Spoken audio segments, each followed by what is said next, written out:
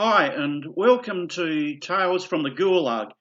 And it has been quite a long time, hasn't it? Because today's the 2nd of February 2023. And today I'd like to raise some questions about the voice. Soon, we in Australia will be facing the question as to whether we want to alter our constitution to include an Aboriginal voice to Parliament, whatever that is. But first, since this is a chat about Aboriginal stuff, it's become fashionable, almost mandatory, to begin with a welcome to country. So here it is, a welcome to the country. It's a kind of a sig hail of the left. So here it is. The earth is the Lord's and everything in it, the world and all who live in it. Psalm 24 verse 1.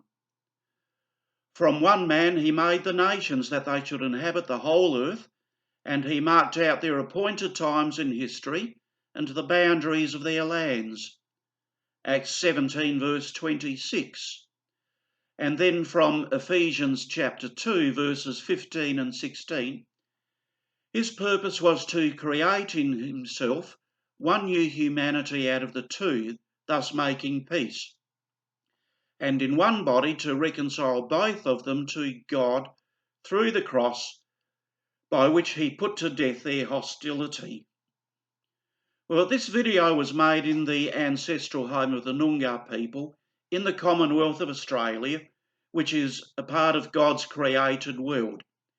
Anybody who is a fellow believer is a brother or sister in Christ. Skin colour or ancestry doesn't come into it. So let's get on with it. But get on with what? Is the big question here, because Albanese has been rather cagey about what he is actually proposing. So here are some questions that I think ought to be asked, and which I think he has to answer satisfactorily before he gets our approval. Question 1. What is an Aborigine? Or who is an Aborigine? It's a basic question and, in fact, not so easily answered. Is it enough to simply identify yourself as one? In which case, I might call myself an Aborigine as well. Or do you have to be acknowledged by some tribe as one? Well, that seems more definite, but there are outsiders who can be welcomed into a tribe, even if there is not a trace of Aboriginal blood in them. Is it those who live in the remote communities, or does it also include those living in certain urban areas?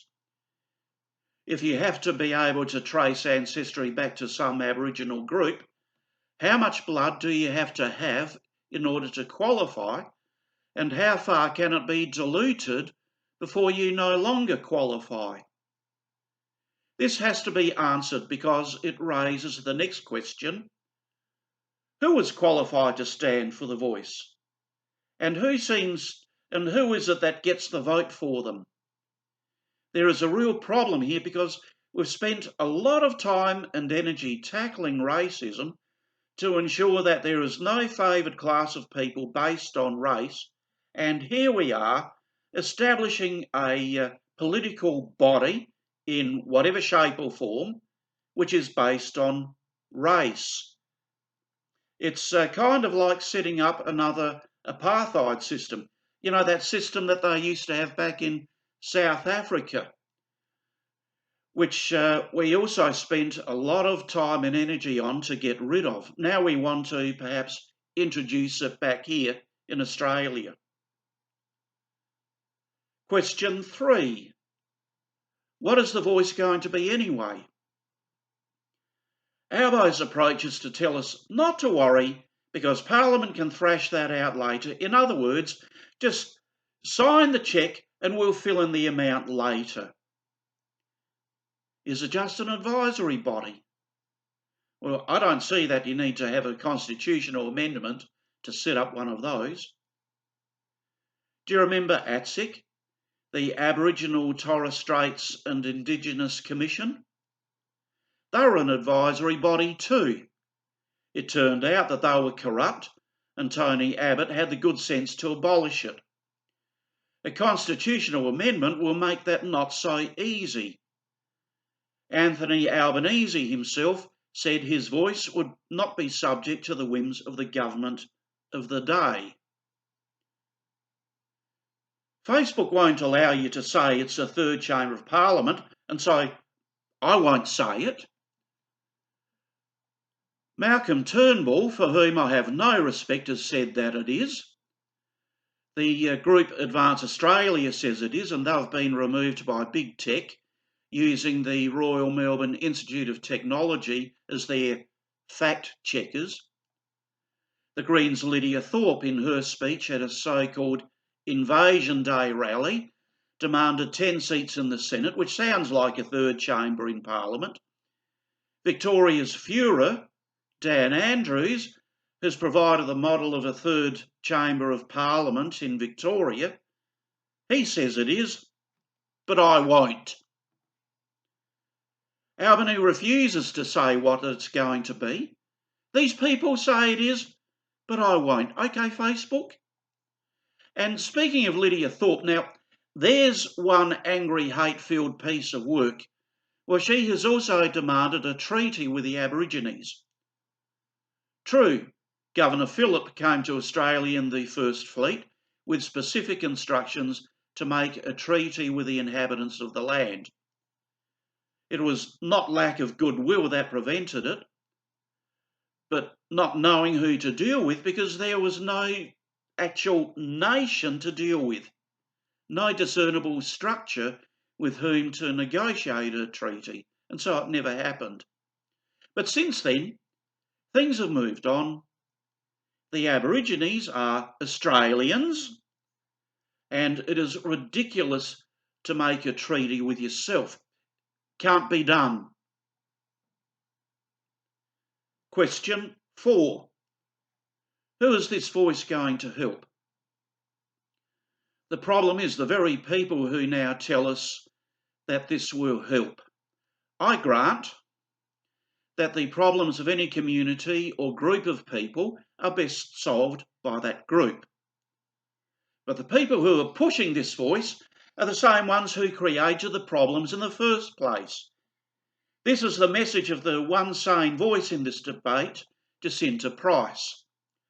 Most recently, just to pick one example, Tony Abbott had his personal mission to go to the remote communities, listen to them, and concluded that welfare is best given through a gift card which cannot be spent on alcohol, nor could be converted to cash so that could be spent on alcohol.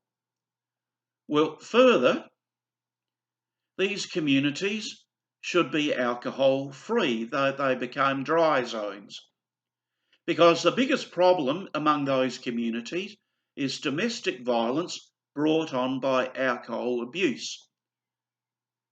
He took the advice from the women, and it did make some impact. But no, Albanese, Labor and the Greens and these other nincompoops decided that that's racism, and so undid all that good work. You can have a cash payment and you can buy alcohol if you want, against the advice of the women who are going to be affected, and guess what? Look at Alice Springs. These are the idiots who are now suggesting that we sign the cheque and just let the politicians sort out the details later. Given the dominance of the left in the Parliament, I doubt there will be much debate going on when it comes to legislation. These people caused the problem. They clearly care nothing about Aboriginal people for their drum beating and carrying on, but they are simply using them and their misery to create further division, to further entrench themselves and entrench themselves into power. And if they get their way and get their whatever it is into the Constitution, it won't be so easy to abolish them or get rid of them. But speaking of helping, well, what will help? For starters, you and I can only do so much to help, but the real work is up to them. How many millions have been spent in welfare, mining royalties, special programs? Large corporations even have self-imposed employment quotas targeted at Aboriginal people. And how is all that doing? No, the real work is up to those people themselves. My advice is along these lines. First of all, check your privilege and stop playing the victims. You live in a country where we are actually equal under the law. So-called systemic racism is a lie. It simply doesn't exist. You are citizens in a country that is free, and we are all equal under the law. Step one would be to be thankful for what you do have. You are not in the position like the Uyghurs or the Tibetans. That is real racism and genocide. Use those special programs that have been laid out for you. Take advantage of the benefits that are there for you to achieve prosperity for yourselves. Further advice: finish school, get a job, don't have children out of wedlock, and that's good advice for all of us regardless of what you look like. Further, respect is never demanded but always earned by being respectable people. So, be honest, be reliable, be a good friend. There are always going to be jerks around who might never accept you because they are racist, but for most, they will come to show respect for you for the character that you show. Next piece of advice: lay off the booze. Yep, easy advice to give, but if it is causing you problems, then common sense suggests to get the help that you need to lay off it. That will improve your life and that of your family. And I know that it is possible because I know of Aboriginal people who have taken that advice and are good, respectable people. They are fellow believers and they have earned respect.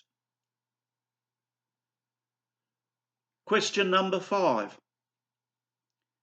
If what Albanese has in mind is so good, why does he need to suppress any debate? Not only is he cagey about what he is actually proposing, but he has engaged big tech, Facebook, in collaboration with Royal Melbourne Institute of Technology to censor any opposing argument. Yep, censorship is here. It is a thing. I have experienced it. He has refused to allocate funding for the No campaign. The Yes side gets funded as well as having big unions, big tech, and the educators supporting it. The democratic system allows free, robust debate because it believes that this is where the truth comes out, and most people, being reasonable, will come to discern truth. Not so the leftists. They believe we're all too stupid to use common sense, but we all need their enlightened guidance to tell us what to think. Well, I don't know about you, but I trust Labor and the leftist green loonies and their activists about as far as I can throw them. To give them a blank cheque for them to fill in later is the height of idiocy, especially if it's something we are probably never going to be able to get rid of should it not work out. We would be stupid to sign a permanent contract which we have not even been allowed to read. My prediction is that the Voice will just enshrine into law the Aboriginal Industries Mafia, who will be free to do what? Demand a treaty that says what? Demand reparations for more money. To do what? The Aboriginal population, and certainly those in the remote parts of the country, are not doing well. What jerk denies that? The solution they propose is, we don't know what, but another permanent race-based bureaucracy. It's certainly not another chamber of parliament, says the RMIT and Facebook. And so again, I'm not going to say that it is. But maybe the best place to start is the old Tony Abbott thing of going to these communities to listen to those that are affected by government policies, as opposed to Albanese's whistle-stop tour on his way to 4 days of tennis, listening to just the activists. And to RMIT, feel free to censor this.